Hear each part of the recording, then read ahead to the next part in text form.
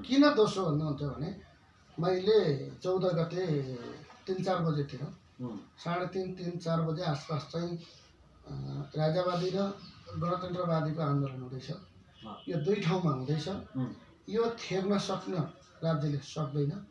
त्यही भएर एक त गणतन्त्रवादी र राजावादीहरूको चाहिँ टक्राव हुने कुराहरू भए, अर्को भनेको चाहिँ त्यो अब पोलिटिकल छ गणतन्त्रवादीहरूको, अर्कोको नन पोलिटिकल छ। त्यही भएर यहाँ चाहिँ दुर्घटना हुन्छ। यहाँ चाहिँ अब भयङ्कर एउटा चाहिँ क्षति हुने गरी चाहिँ हुनसक्छ भन्ने सूचना आइसकेपछि मैले 14 गते 3 बजे पछाडि चाहिँ राष्ट्रपति कार्यालयमा झडप हुन सक्ने, मारकाट हुन सक्ने, मान्छेको ज्यान जान सक्ने खतरा छ, यो गर्न हुन्न भनेर मैले निवेदन दर्ता गरेको। तपाईँलाई पूर्व सूचना थियो? सूचना थियो, तर अलिकति ढिलो आयो। र मैले के सोचेँ भने गृहमन्त्रीहरूलाई भन्दा पनि अब राष्ट्रपति भनेको सबैको साझा हुन्छ, उहाँले कोर्डिनेट गर्नु होला। गार्जनसिप भएको हिसाबले चाहिँ मैले त्यो चाहिँ ज्ञापन पत्र मैले बुझाएको हुँ। त्यसैले गर्दाखेरि चाहिँ अब त्यसलाई सिरियसली लिएन। मैले मिडियाहरूमा पनि पठाएको थिएँ। नेपालको मिडियाहरू पनि बिकाउ मिडियाहरू छन् कि के हो होइन, अहिले बेलैमा यस्तो हुँदैछ है भनेर मैले ज्ञापन पत्र बुझाएको विषय दर्ता नम्बर सहित छाप त लगाएको थियो। दुरुपयोग हुन्छ भने छाप लाउँदो रहेछ। दर्ता नम्बर सहित मैले राष्ट्रपति कार्यालयबाट आएको पत्र नेपालका सबै नेसनल मिडियाहरूलाई, मूलधारका मिडियाहरूलाई मैले पठाएको छु। सामाजिक सञ्जाल फेसबुकबाट पनि मैले अपलोड गरेको छु। र मैले अर्को कुरा, अब त्यो भएको हुनाले राज्यले चाहिँ संवेदनशील लिएन। अर्को राजावादीहरूले पनि तिमीलाई शान्तिपूर्ण तरिकाले बोल, आफ्नो विचार राख होइन, तिमीलाई यो एरियामा चाहिँ तिमीले प्रदर्शन गर भनेर राज्यले छुट्याएपछि त्यहाँ गएर आमसभा गरेर आफ्नो कुरा राखेर नाचगान गरेर राष्ट्रियताको पहरेदार गरेर चाहिँ सिस्टमेटिक तरिकाले भ्रष्टाचारका विरुद्ध गरे भएदेखि यो दिन आउनेवाला थिएन। भइगयो के त भन्दाखेरि दुर्गा प्रसाद तपाईँको चाहिँ ढिलो आउनुभयो होइन, दुर्गा प्रसाद ढिलो आउनुभयो। आइसकेपछि त्यहाँ अब 2-4 हजार मान्छे 5,000 कति थिए।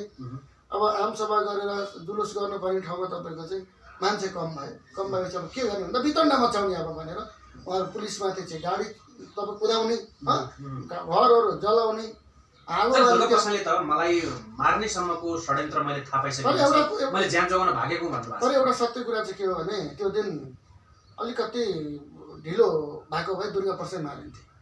यसमा चाहिँ एकदम ठोक्क गरेर म भन्ने, कसले मार्थ्यो? अहिले इन्काउन्टर हुन्थ्यो। कसले मार्थ्यो भनेर नजानु नि तपाईँहरूले, इन्काउन्टर हुन्थ्यो। किनभने त्यही भएर उनी भागे हुन्। अब उनी के मारिन्थे के भने उनलाई चाहिँ जिउँदै त्यहाँ के गरिन्थ्यो, जिउँदै पकडेर पनि उनलाई चाहिँ भित्र हालिन्थ्यो। किन भन्दाखेरि तपाईँको चाहिँ होइन, तर उहाँलाई समात्न चाहेको भए त प्रहरीले नसक्ने होइन। त्यतिखेरसम्म त्यस्तो थिएन। जब जुन आतङ्क फैलियो नि त्यसपछि तपाईँको चाहिँ उनी भागे, सटरभित्र लुकेर छिपेर उनी भागेको अवस्था छ होइन। त्यसले गर्दाखेरि यस्तो समग्र मैले कसरी बुझाएको छु भने सक्कली राजावादीहरूलाई दुर्गा प्रसादलाई अगाडि बढाएको कुरा मन परेको थिएन होइन।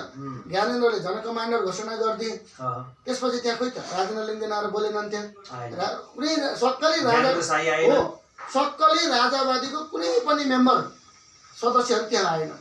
किन आएनन् भन्दाखेरि दुर्गा प्रसादलाई चाहिँ लाठो खेल लड्छ 1 बल्ड्याङ, बाठो खेल लड्छ 3 बल्ड्याङ भने जस्तो एउटा भयो र मूर्ख मान्छेलाई त कमान्डर होस् है त भने लास्ट आवरमा कसरी तपाईँको दुर्गा प्रसादलाई पतन गराइदिनु त हो। लास्ट आवरमा नवराज सुवेदीलाई ब्याक गराएर दुर्गा प्रसाद जिम्मेवारी दिइयो, दुर्गा प्रसादलाई कमान्डर बनाइयो होइन।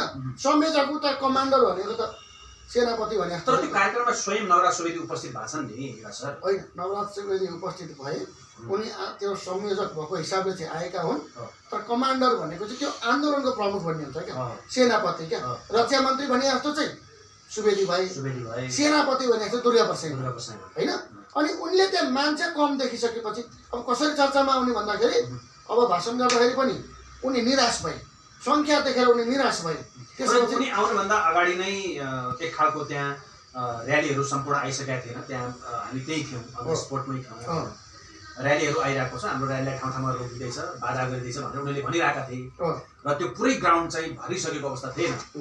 हामी त्यही हुँदाखेरि सुरुदेखि नै जब दुर्गा प्रसादको इन्ट्री भयो त्यसपछि केही समय उहाँहरूले अब अश्रु ग्यास लगायतको कुराहरू चाहिँ मान्छे भित्र हुन थाले, उहाँहरूले बोलाइरहनु भएको थियो।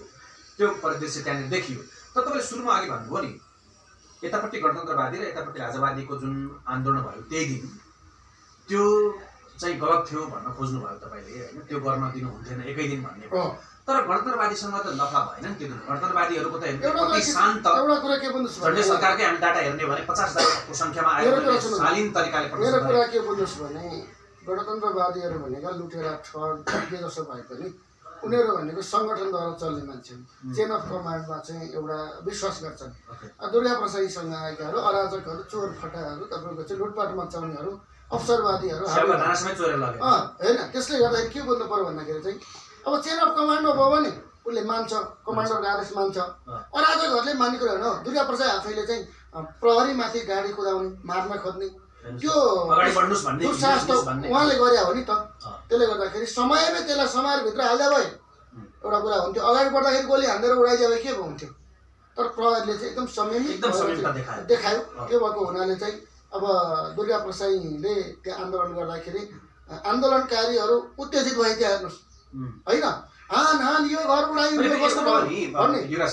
कस्तो भने अब उत्तेजित हुनुको कारण के देखियो भने उहाँहरूको कार्यक्रममा प्रहरीले जसरी अश्रु ग्यास हानेर भित्रभित्र पार्न खोजियो अब यस्तो छ अब मैले बुझे अनुसारको तपाईँको चाहिँ दुर्गा प्रसाईको केही वर्ष अगाडि बल्खुमा भएको प्रदर्शनमा पनि तपाईँको चाहिँ गाउँमा के अरे सहरमा छिरेर घर घरमा चोकचोकमा छिरेर चाहिँ वितण्डा मचाउने डिजाइन रहेछ पुलिसले असफल पार्यो त्यही भएर यहाँ तपाईँको चाहिँ अब हामीले तोडफोड गर्नुपर्छ होइन हामीले आगजनी गर्नुपर्छ विभिन्न ठाउँ चाहिँ प्लानहरू बनाएको हुनाले त्यो सूचना त प्रहरी कहाँ पुग्यो त्यही कारणले अनिष्ट नहोस् भनेर प्रहरीले चाहिँ हस्तक्षेप गर्नु हो शान्तिपूर्ण तरिकाले कार्यक्रम गर्ने अवस्थामा तपाईँको चाहिँ हस्तक्षेप हुँदैन थियो तर मलाई लाग्छ तिनकुनेमा सभा गर्न दिने होइन नि त इन्टरनेसनल मानिस सरकारले त्यहाँ सभा गर्न दिनु नै सरकारको गल्ती हो क्या होइन उसले तपाईँ हेर्नु त्यो अब फलानुको घर हो भन्दै आगो लगाइदिएछ पत्रकारलाई जिउँदै जलाएको छ त्यही घरमा तपाईँको आन्दोलनकारीहरू चाहिँ कोठा लिएर बसेको भन्ने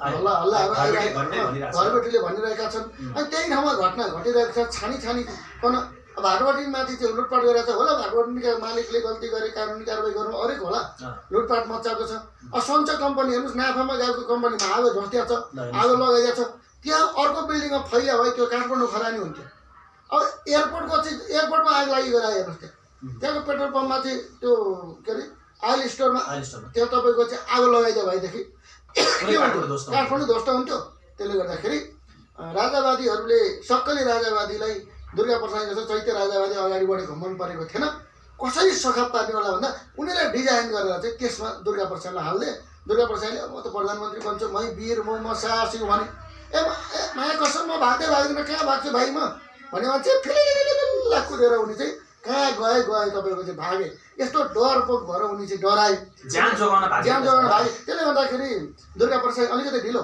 2 बजेदेखि कार्यक्रम सुरु भयो भए दुर्गा प्रसाद मारिन्थ्यो 100% के मारिन्थ्यो के भने त्यसलाई करेक्ट जाप बनाएर चाहिँ सडाइदिन्थ्यो त्यो कुरा बुझेपछि उनी भागे अहिले पनि तपाईँको चाहिँ दुर्गा प्रसादले के गर्न सक्छन् भने प्रहरीलाई चाहिँ प्रभाव पार्न सक्छन् मुद्दा कमजोर गर्दै भनेर उनी बार्गेनिङ गर्न सक्छन् अनेक गर्न सक्छन् होइन हत्कण्डा अपनाउन सक्छन् अब यिनीलाई 50% दुर्गा प्रसाद जसरी अस्ति एउटा स्टेटमेन्ट भएको भिडियो जसरी उहाँले बाहिर सामाजिक सञ्जाल मार्फत आफ्नो विषयमा भन्नुभयो उहाँले मेरो ज्यान जोखिममा भयो मलाई साफ सुटरहरू बोलाएर चाहिँ मार्नेसम्मको षड्यन्त्र भयो भन्नुभयो यदि त्यस्तो भने उहाँले आफैले सिलिन्डर प्रहरी कहाँ आफैले गएर आत्मसमर्पण है मलाई जोगाइदिनुहोस् भनेर जानुपर्ने हो नि त तर तिनै प्रहरीको भिडबाट चाहिँ मार्ने गरी गाडी लगेर अरू केटाहरूलाई पनि हिँड्नुहोस् भनेर संसद भवनतिर अगाडि दिमागले काम नगरेपछि के गर्ने त अब मान्छे लाखौँ आउँछ भनेको 5-6 हजार पनि मान्छे आएनन् आमसभा गरौँ सन्देश कमजोर दुर्गा प्रसाद भन्ने भयो तर वितण्ड मचाइन्छ भन्ने कुरा हो क्या होइन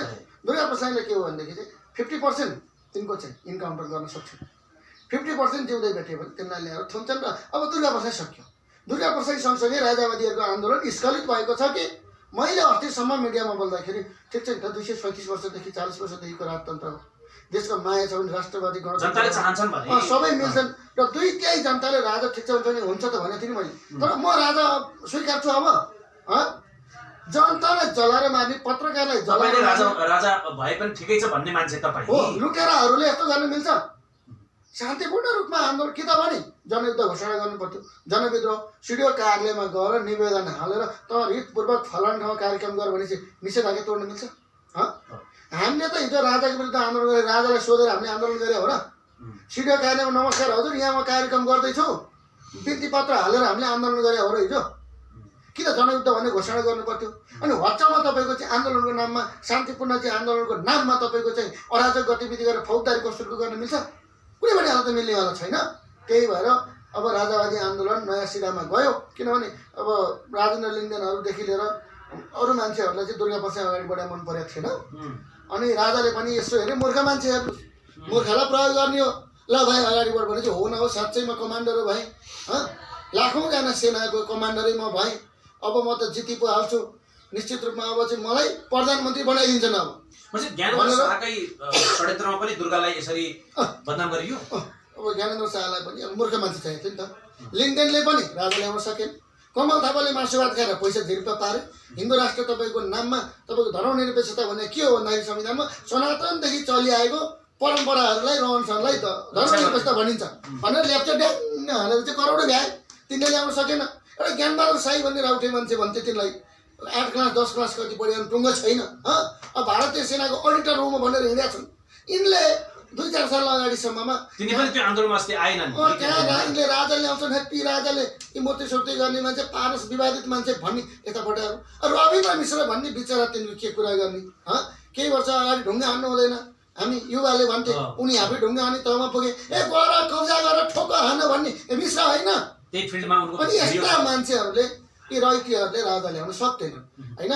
वास्तविक राजावादीहरूले हिन्दूवादीहरूले राजा ल्याउँछन्, हिन्दू राष्ट्र ल्याउँछन् भने मलाई आपत्तिको कुरा छैन। तर इन्डियाले ल्याइदिने, एउटा जोगीले ल्याइदिने राजतन्त्र, जोगीले हिन्दू राष्ट्रमा स्वीकार्छु, इन्डियाले आफूलाई हिन्दू राष्ट्र पहिला घोषणा गर्छ र अनि बल्ल नेपाललाई हिन्दू राष्ट्र बनाउने हो होइन। त्यसले गर्दाखेरि चाहिँ दुर्गा प्रसाईलाई अब तपाईँको चाहिँ यिनको खैरा छैन। मैले चाहिँ बुझेअनुसारको दुर्गा प्रसाईलाई नेपालभरि खोजिरहेको छु। इन्डियामा पनि एउटा टोली गएको छ, उसलाई निगरानी राखिरहेको छ। र दुर्गा प्रसाई चाहिँ 15 गते 2 बजे 2:30 बजे पछाडि चाहिँ निस्केका हुन् त्यहाँबाट भन्ने हामीले पत्ता लाग्छौँ। अब मिडियामा पनि आएको छ कि एकजना पुष्कर खतिवडा भन्ने ज्योतिष एउटा चाहिँ कथित चाहिँ धर्मगुरुको घरमा बसेर फलफुल खाएर चाहिँ अलिकति डाइट साइट गराएर उनी खुरुङरुङ छन्, उतातिर चाहिँ इन्डियातिर गएका छन्। 16 गतेको 9:10 देखि 10 बजेको बिचमा चाहिँ उनी इन्डियातिर कतै सुरक्षित ठाउँमा बसेका छन्, उनी नेपालमा छैनन्। आइएफबीले चाहिँ उनी इन्डियामा भएको हामीले सूचना प्राप्त गरेका छौँ। अब उनलाई होइन छैन नेपालमा छैन ढुक्क हुनु न तपाईँ होइन। अनि के भयो भन्दाखेरि चाहिँ दुर्गा प्रसाईलाई 50% इन्काउन्टर हामी सम्भावना चाहिँ भेट्यो भने, अब समय भने उनलाई अब आजीवनभित्र हालिदिन्छन्। मेरो विचारमा दुर्गा प्रसाईले मेरो विचारमा त्यो भएन बिचको बाटो पनि आत्मसमर्पण गर्न सक्छन् है। अब त्यो पनि सम्भावना छ। त्यो भयो भने बच्छन् हो नि, बच्छ त अब जेलभित्र जाने किन बच्छ नि, ज्यान चाहिँ बच्ला। अनि आत्मसमर्पण गर्यो भने त अब केही ज्यान बच्छ, सजाय छुट पनि हुन्छ होइन हो त्यो होइन, ज्यान चाहिँ बच्ला। किनभने यो सबै तपाईँको मास्टर माइन्ड भनेको चाहिँ पूर्व के अरे मुख्य योजनाकार पूर्व राजा ज्ञानेन्द्र हुन् भने कमान्डरको हिसाबले अराजकता गर्ने, यो मच्चा भने त्यो गर्ने भने दुर्गा प्रसाई। त्यही भएर कोही पनि बस्ने सम्भावना म देख्छु। ओके, त्यसो भए ज्ञानेन्द्र शाहको विषयमा पनि सरकारले एक खालको अब संसदमै प्रधानमन्त्रीले भनिसक्नुभयो, सत्ताधारी दलले भनिसक्यो, ज्ञानेन्द्र शाहमाथि पनि कारबाही गर्छ यो सरकारले। अब ज्ञानविक्रम शाहलाई चाहिँ के हो भने ज्ञानबहादुर शाहीहरू जस्ताले राजतन्त्र ल्याउने होइन, उनले जुन तपाईँको चाहिँ पोखराबाट काठमाडौँ आउँदाखेरि जुन उत्साह थियो त्यही उत्साह आउला भनेर चाहिँ सोच थियो। दुर्गा प्रसाईले पनि त्यसैलाई नजरअन्दाज नगरिकन त्यही अनुसारको आउला भन्ने हिसाबले कमान्डर तोकिए। रियल राजावादीहरू त्यहाँ उभिन गएनन् होइन। यी सबै कार्यक्रम सुरु हुनुभन्दा अगाडि अब नवाज सुवेदी र तपाईँको चाहिँ दुर्गा प्रसाईलाई भेटेर, धवल शमशेरलाई भेटेर पूर्व राजाले निर्देशन दिएको र त्यो निर्देशनको आधारमै दुर्गा प्रसाईलाई चाहिँ संयोजक कमान्डर जन कमान्डर तोकेको हुनाले यसमा पूर्व राजाको पनि संलग्नता छ। मुख्य आयोजक जस्तै देखियो नि त हो। सरकार नदेखिने गरी मुख्य योजनाकार त पूर्व राजा ज्ञानेन्द्र हो नि त, राजा बन्न खोजेको मान्छेहरू ज्ञानेन्द्र शाह हो नि त। त्यसैले गर्दाखेरि यसमा उहाँको पनि संलग्नता छ। अब मलाई लाग्छ धवल शमशेर र रविन्द्र मिश्र सहितका व्यक्तिहरूलाई अहिले राज्य विरुद्धको कसुर, आगजनी, व्यक्ति हत्या लगायत सङ्गठित अपराध आधा दर्जन मुद्दाहरू चाहिँ लगाइएको छ। र यसमा दुर्गा प्रसाईको विषयमा के छ भन्ने कुरा बाहिर आएको छैन। यी केसको हदम्याद पनि नहुँदाखेरि हुँदैन होइन। त्यसैले जुन बेला फेला पर्छ त्यो पखत चाहिँ उसलाई चाहिँ मुद्दा चलाउने। त्यसै रविन्द्र मिश्र र धवल शमशेरमाथि तपाईँ एउटा कानुनको जानकार, मुद्दा तपाईँले अब तपाईँलाई मुद्दा लालै भनेर मान्छे चिन्छ होइन, त्यो कतिसम्म कुन तहसम्म कुन हदसम्मको कारबाही हुन सक्छ? अब यो सङ्घर्ष अपराधको एउटा मुद्दा छ होइन, अनि व्यक्ति हत्याको कुरा पनि छ होइन, सार्वजनिक सम्पत्तिहरूमा तोडफोड हत्या द्रोत्साहनको पनि होला, त्यो पनि छ। त्यसले गर्दाखेरि आजीवनै हो, कम्तीमा 20 देखि 25 वर्ष एराउन्ड चाहिँ आजीवन जस्तै हो। उसले आजीवन चाहिँ त्यो सरकारी वकिलले माग दाबी गर्छ मैले बुझेको चाहिँ। त्यसपछि अदालतले अब के गर्छ होइन, किनभने त्यो भड्कामा त भड्काउन त उनीहरू संलग्न छन्। प्रत्यक्ष अब फौजदारी मुद्दामा वारदात स्थलमा त प्रत्यक्षै देखिएका छन्, वारदात स्थलमा सल्लाह दिएको छ। उनीहरूको लाइफ ड्यामेज हुने सम्भावना चाहिँ म देख्छु। दुर्गा प्रसाईको हकमा चाहिँ उसलाई अब इन्काउन्टर गर्ने नै तपाईँको चाहिँ एउटा योजना छ होइन। ओके, अच्छा त्यसो भए तपाईँले मिश्र र धवल शमशेरको विषयमा अब उहाँको राजनीति नै सक्यो भन्नुभयो, दुर्गा प्रसाईको विषयमा टुङ्गिदिइहाल्नुभयो। ज्ञानेन्द्र शाह पूर्व राजाको विषयमा पनि सरकारले के छ एरेस्ट गर्न सक्ने, अब उहाँको पासपोर्ट रोक्का गर्ने भन्ने कुरा आइसक्यो। अनुसन्धान भइरहेको छ।